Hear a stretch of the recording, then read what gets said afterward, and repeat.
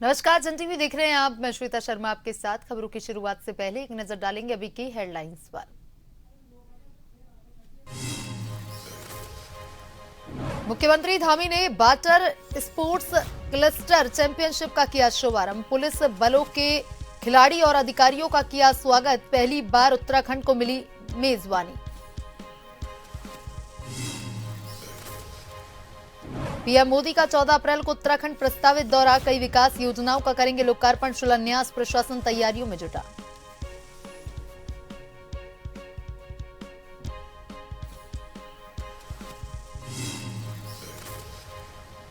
रामनगर में diploma engineers महासंघ का धरना जारी। विधायक को 27 सूत्रीय मांगों का सौंपा ज्ञापन। अधिकारियों पर लगाया आरोप।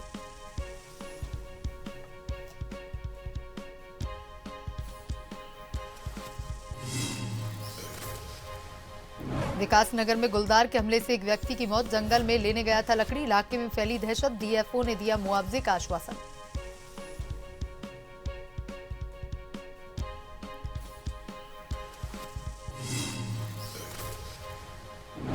यात्रा से 11 दिन पहले बर्फ से ढके 4 धाम।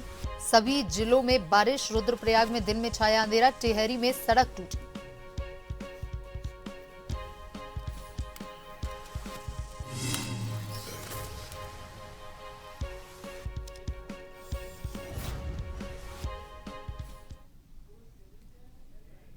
और अब खबरें विस्तार से। मुख्यमंत्री पुष्कर सिंह धामी ने टेहरी गढ़वाल स्थित water sports and adventure institute में आयोजित 25वीं all India police water sports cluster championship का वर्चुअली शुभारंभ किया। इस अवसर पर उन्होंने देशभर से आए पुलिस बलों के खिलाड़ियों और अधिकारियों का उत्तराखंड में स्वागत किया। मुख्यमंत्री ने कहा कि यह उत्तराखंड के लिए गौरव का विषय है कि राज्य को पहली बार इस राष्ट्रीय स्तर की प्रतियोगिता की मेजबानी मिली है।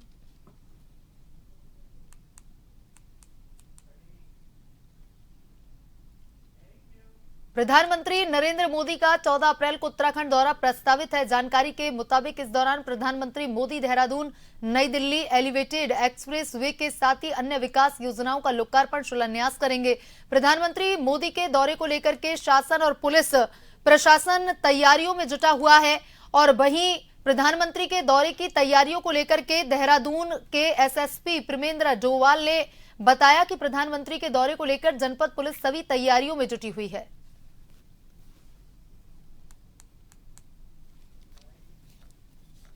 माननीय प्रधानमंत्री जी की दौरे को लेके जनपद पुलिस लगातार अपनी तैयारियों में मूर्त रूप देने के लिए पूरी तरीके से लगी हुई है, जिसमें जो ड्यूटी का जो लगाया जाना, ड्यूटी के साथ साथ जो हमारे अन्य जो कार्रवाई है, कॉम्बिंग की अन्य कार्रवाई पर लगातार हम लोग कर रहे हैं। ट्रैफिक का जो मैनेजमेंट है, ट्रैफिक डायवर्जन प्लान, वो भी हमारी ओर से बनाए जा रहे हैं ताकि जो भी आगामी पीएम विजिट के समय जो आने वाली जो चुनौतियां हैं, खासकर वो ट्रैफिक से रिलेटेड हो या फिर भीड़ नियंत्रण से रिलेटेड हो, उसको हम गंभीरता से और पूरी ताकत से उसको कर सकें। इसके लिए हमारी तैयारियां लगभग पूर्णता की ओर है और इसको जल्दी ही जो हमारी जो ड्यूटियों का जो असाइनमेंट है वो जल्दी पूरा कर लिया जाएगा। और वहीं मंडावली स्थित कार्यालय से हरियाणा के पूर्व कैबिनेट मंत्री करतार सिंह भड़ाना द्वारा खाटू श्याम जी की निःशुल्क यात्रा के लिए 10 बसों को रवाना किया गया। उत्तराखंड के पूर्व कैबिनेट मंत्री स्वामी यतेश्वरानंद ने बसों को हरी झंडी दिखाकर यात्रा की शुरुआत करवाई और इस यात्रा में करीब 600 श्रद्धालु शामिल हुए हैं। यह भड़ाना द्वारा आयोजित तीसरी निःशुल्क यात्रा है, जिसे लेकर मंगलोर विधानसभा क्षेत्र के गांवों में खासा उत्साह देखने को मिला।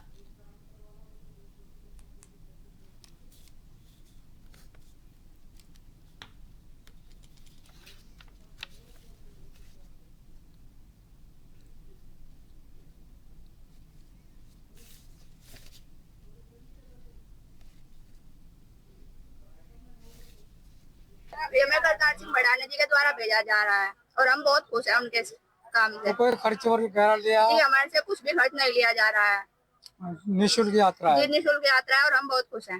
करतार सिंह भड़ाना जी के नेतृत्व में इस क्षेत्र से खाटू श्याम के दर्शन करवाने के लिए इस क्षेत्र की जनता को भेज रहे हैं। आज में जो भी हमारे साथी, हमारी माताएं, बहनें आज जिस यात्रा में गए हैं, मैं उनको शुभकामना देता हूं, बधाई देता हूं और उनकी यात्रा मंगलमय हो, आनंदमय हो।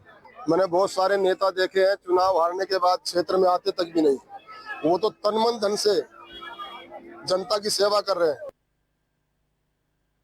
रामनगर में अचानक से बदले मौसम ने किसानों की मुश्किलें बढ़ा दी हैं। तेज बारिश ने खेतों में खड़ी फसलों को भारी नुकसान पहुंचाया है, जिससे किसानों के सामने आजीविका का संकट खड़ा हो गया है। और इसी मुद्दे को लेकर कांग्रेस कार्यकर्ताओं ने तहसील मुख्यालय पर जोरदार प्रदर्शन किया और सरकार से तुरंत राहत देने की मांग उठाई। रामनगर क्षेत्र में बीते दिनों हुई तेज बारिश ने किसानों की महीनों की मेहनत पर पानी फेरा। खेतों में तैयार खड़ी फसलें पूरी तरह से बर्बाद हो गई हैं। जिन फसलों से किसानों को उम्मीद थी, वही अब उनकी चिंता का कारण बन गई हैं।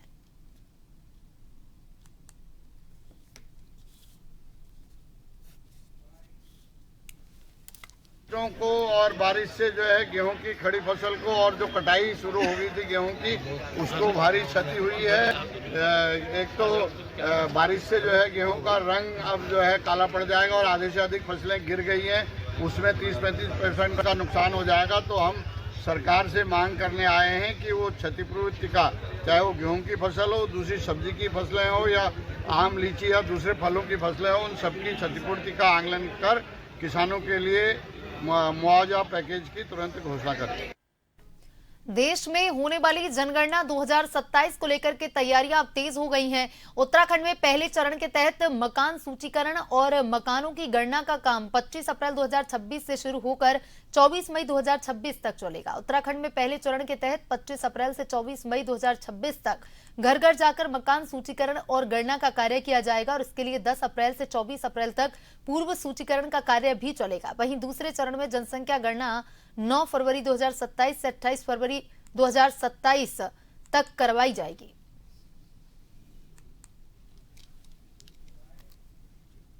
कार्यवृद्धि है, कार्य अवधि है सेल्फ एन्यूमरेशन की, वो 10 अप्रैल 2026 से, यानी कि आज से 2 दिन बाद, परसों से प्रारंभ होगी और 24 अप्रैल तक है और ये वॉलंटरी है। तो इस सुविधा के अंतर्गत जो हमारे परिवार हैं वो प्रथम बार वेब पोर्टल का एड्रेस भी हम प्रेस नोट में आपको दे देंगे, se.census.gov.in के माध्यम से स्वयं अपनी जानकारी दर्ज करने का विकल्प इसमें उपलब्ध कराया गया है। और उसमें प्रश्न पत्रों की भी आप चाहेंगे तो लिस्ट भी आपको मिल जाएगी। जो प्रश्न उसमें हैं, स्वगणना के लिए परिवार के मुखिया का नाम और मोबाइल नंबर दर्ज करना उसमें अनिवार्य होगा, उसके उपरांत उसका रजिस्ट्रेशन होगा। और इसमें एक बात बता दें, क्योंकि वो जनता की जानकारी के लिए पहले से देना जरूरी होता है, कि एक मोबाइल नंबर का उपयोग केवल एक ही परिवार के लिए किया जा सकता है और पंजीकरण के समय दर्ज किया गया परिवार के मुखिया का नाम बाद में नहीं बदला जाएगा। गदरपुर में झमाझम बारिश ने किसानों की मेहनत पर पानी फेर दिया है। बेमौसम हुई तेज बारिश के चलते गेहूं की तैयार फसल पूरी तरह से बर्बाद हो गई है। खेतों में खड़ी फसल अब जमीन पर बिछ चुकी है, जिससे किसानों के सामने भारी आर्थिक संकट खड़ा हो गया है। आप इन तस्वीरों में साफ देख सकते हैं कि किस तरह खेतों में पानी भर गया है और गेहूं की फसल गिरकर के सड़ने लगी है। किसानों का कहना है कि उन्होंने कर्ज लेकर और दिन रात मेहनत कर फसल तैयार की थी, लेकिन बारिश ने सब कुछ बर्बाद कर दिया।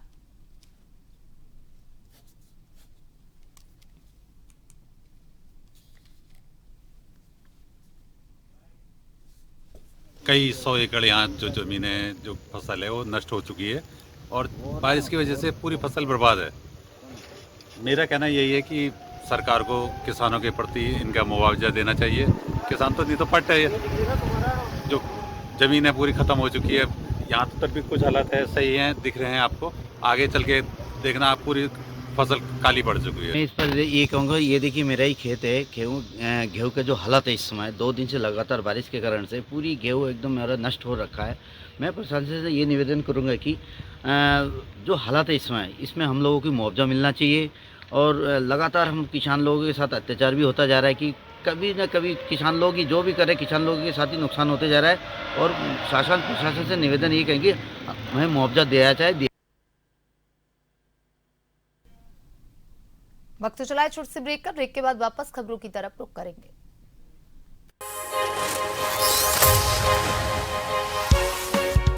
ब्रेक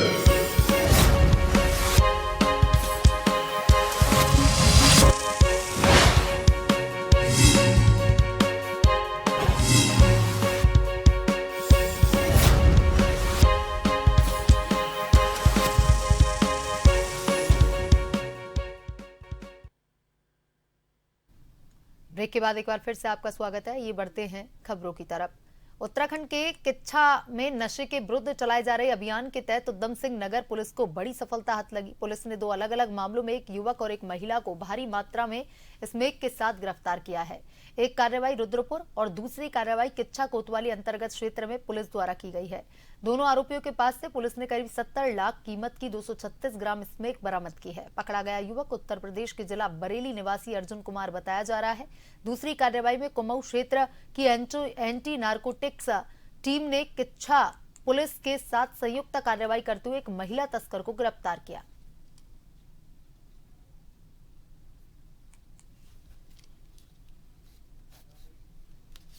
माननीय मुख्यमंत्री महोदय के निर्देशन के क्रम में ड्रग्स फ्री देवभूमि मिशन के तहत लगातार जनपद उधम सिंह नगर में कार्रवाई जारी है, जिसके क्रम में 2 अलग अलग मामलों में कल ANTF जनपद उधम सिंह नगर तथा STF कुमाऊं और कोतवाली रुद्रपुर और कोतवाली किच्छा के 2 अलग अलग मामलों में हमने लगभग 236 ग्राम स्मैक बरामद की है, जिसकी कुल बाजार में कीमत 71 लाख रुपए है।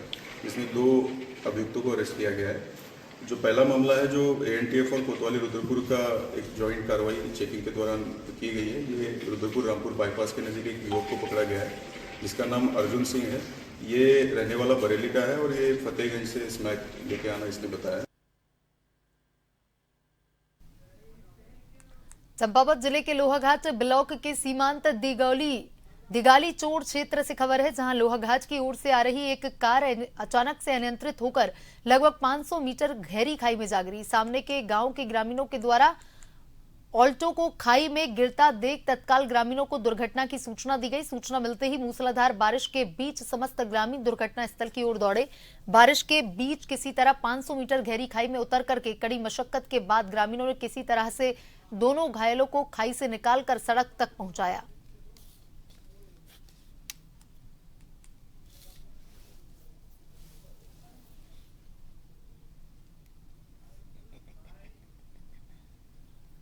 अभी प्रधान जी उनको लेके आए थे, जिन्होंने कि हमें बताया कि 2 मरीज जो है ये रहने वाले खटीमा के, लेकिन इनका घर दिगाली चौड़ है।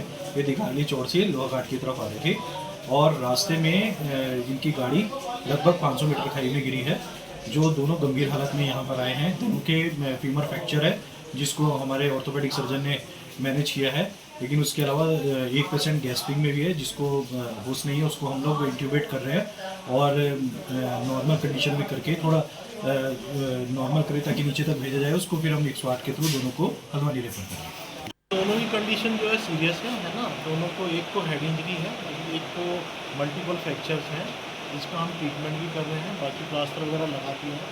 अभी चेस्ट का और पीछे स्पाइन के एक्सरे होने बाकी है, उसके बाद ही पूरी कंडीशन का पता चलता है। अगर लगता है कि यहाँ रुकने लायक है तो पेशेंट को रोका जाएगा, नहीं लगेगा तो डिस्ट्रिक्ट हॉस्पिटल या हल्द्वानी को शिफ्ट कर देंगे।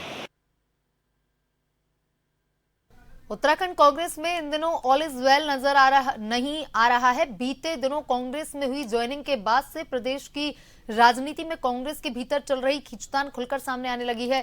पूर्व मुख्यमंत्री और कांग्रेस के वरिष्ठ नेता हरीश रावत को लेकर भी नाराजगी की बातें सामने आ रही हैं। वहीं हरीश रावत को लेकर कांग्रेस प्रदेश प्रवक्ता शिशपाल सिंह बिष्ट का कहना है कि हरीश रावत प्रदेश के वरिष्ठ नेता हैं और समय समय पर भाजपा समेत तमाम नेता उनसे राय लेने के लिए आते हैं।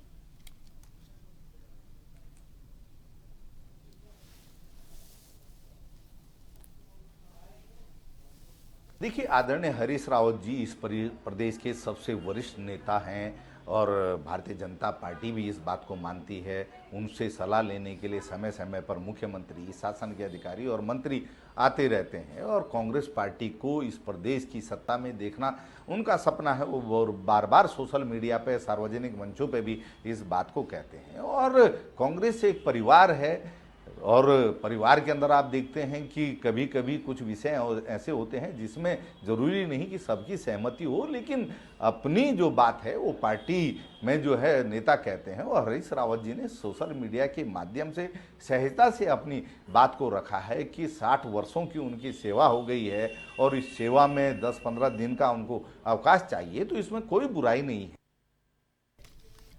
रुड़की के भगवानपुर क्षेत्र के गीसेंदपुर गांव में मिट्टी खनन को लेकर चल रहा विवाद एक बार फिर से गर्मा गया। ग्रामीणों के विरोध के बाद प्रशासन ने खनन कार्य को पहले बंद करा दिया था, लेकिन आज खनन विभाग और प्रशासनिक अधिकारी मौके पर पहुंचे, स्थिति की दोबारा जांच की। ग्रामीणों के विरोध के समर्थन में कांग्रेस विधायक ममता राकेश भी पहले मौके पर पहुंच चुकी थी।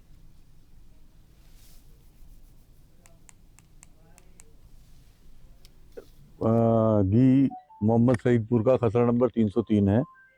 इसमें 6 बीघा जमीन के समतलीकरण को लेके 15,000 घन मीटर मिट्टी की परमिशन, 15,000 है ना, 15,000 टन की मिट्टी की उठाने की परमिशन है, जिसमें परमिशन लेने वाले के द्वारा कार्य शुरू किया गया। ग्राम वासियों द्वारा इसमें विरोध जताया गया, जिस पे जांच हुई। कल इसका कार्य रुकवा दिया गया था। आज भी ये लोग जिलाधिकारी महोदय से मिले सरकार जनता के द्वार कार्यक्रम में। उन्होंने इस भूमि के नापने के लिए डायरेक्शन दी और मौके की रिपोर्ट मांगी, जिसके अनुपालन में हमारे खान अधिकारी साहब ने भी अपना स्टाफ को भेजा और हम रेवेन्यू से हैं, तो इस जमीन को नाप लिया गया। इसकी जो भी मौके की वस्तु स्थिति है वो डीएम साहब को रिपोर्ट। हरिद्वार के बहादुराबाद के पीठ बाजार में दुकानदारों से अवैध वसूली के गंभीर आरोप सामने आए हैं। भारतीय किसान यूनियन के राष्ट्रीय सलाहकार दाताराम चौहान ने आरोप लगाया है कि कुछ लोग बिना टेंडर और बिना रसीद के राजनीतिक संरक्षण में फल और सब्जी विक्रेताओं से 200 से 300 रुपए तक की वसूली कर रहे हैं। उन्होंने कहा कि यह वसूली संगठित तरीके से की जा रही है।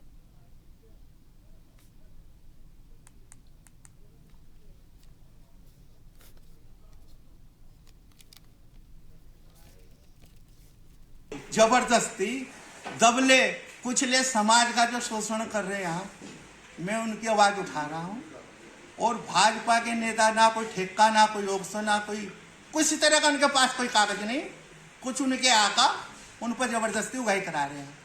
बहादुराबाद के अंदर जो वहाँ से भीड़ इतनी हो जाती है, आने जाने वाले लोगों को भी, आप भी अगर कभी उधर गए हो, आने जाने वाले लोगों को इतना दिक्कत का सामना करना पड़ता है कि 2-2 घंटे जो बेचारा हॉस्पिटल जा रहा है, कहीं जा रहा, पता लगा कि कुछ लोग तो ऐसे रास्ते में दम तोड़ सकते हैं इस तरह को देखते हुए। उल्लासनगर के सहसपुर क्षेत्र में गुलदार के हमले में 55 वर्षीय व्यक्ति की मौत हो गई है। घटना चांदपुर जंगल की है, जहां इरफान रोज की तरह लकड़ी लेने गया था और तभी गुलदार ने अचानक से हमला किया। हमले में इरफान की मौके पर ही मौत हो गई। घटना के बाद इलाके में दहशत फैल गई और ग्रामीण मौके पर इकट्ठा हो गए। सूचना मिलने पर वन प्रभाग के डीएफओ मयंक गर्ग अपनी टीम के साथ मौके पर पहुंचे। परिजनों को मुआवजे का आश्वासन दिया गया है।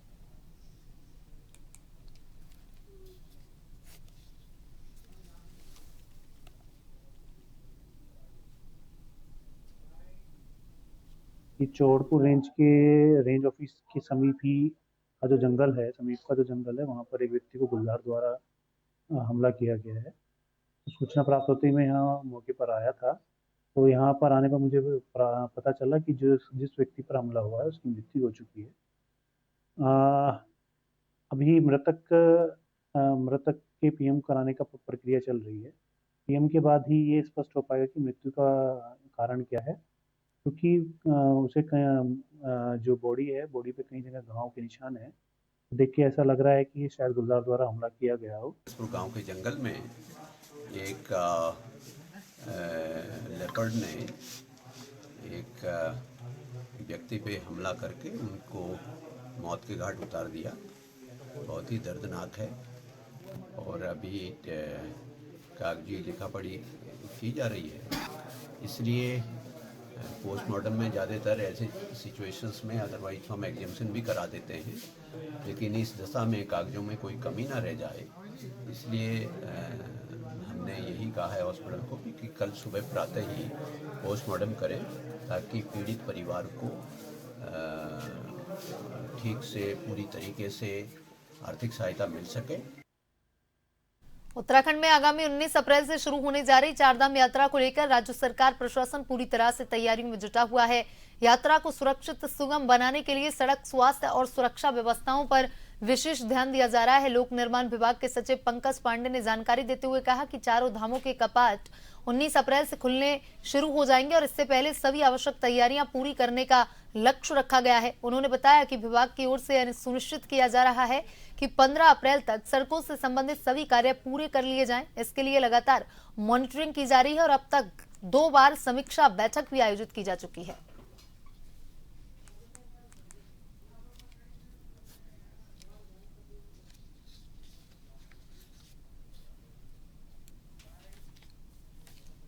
थर्ड वीक में 19 तारीख से धाम के कपाट खुलना शुरू हो जाएंगे और हम लोगों ने पूरी तैयारी की है कि 15 अप्रैल से पहले सड़क पे जितना भी काम होना कर दिया जाए। चारधाम यात्रा की जहाँ तक बात है, इसमें 2 बार रिव्यू किया जा चुका है। अभी एक भारत सरकार लेवल पे भी एक रिव्यू किया गया था, उसमें भी जो कमियां थी उनको मैंने हाईलाइट किया था और सारे एजेंसीज को डायरेक्शन दिए गए थे कि 15 तारीख से पहले पूरा किया जाए। कुछ स्ट्रेच में काम हो चुका है और मुझे उम्मीद है कि मैक्सिमम काम हम लोग 15 तारीख तक कर ले जाएंगे। कुछ एजेंसीज और कुछ लोकेशंस में कुछ इश्यूज थे जिसकी वजह से नहीं हो पाया है काम, तो उसको भी हम लोग प्रयास कर रहे हैं कि यथासंभव यथाशीघ्र उसको। सल्ट विकास खंड के ग्राम सारुण में सड़क डामरीकरण कार्य के लिए लगाए गए हॉट मिक्स प्लांट से फैल रहे प्रदूषण को लेकर स्थानीय ग्रामीणों में भारी रोष है। ग्रामीणों का आरोप है कि प्लांट से निकलने वाला जहरीला धुआं वातावरण को दूषित कर रहा है, जिससे लोगों के स्वास्थ्य पर गंभीर असर पड़ रहा है। ग्रामीणों के अनुसार धुएं के कारण गांव में रहना मुश्किल हो गया है। खासकर बुजुर्ग और छोटे बच्चे इस प्रदूषण से सबसे ज्यादा प्रभावित हो रहे हैं।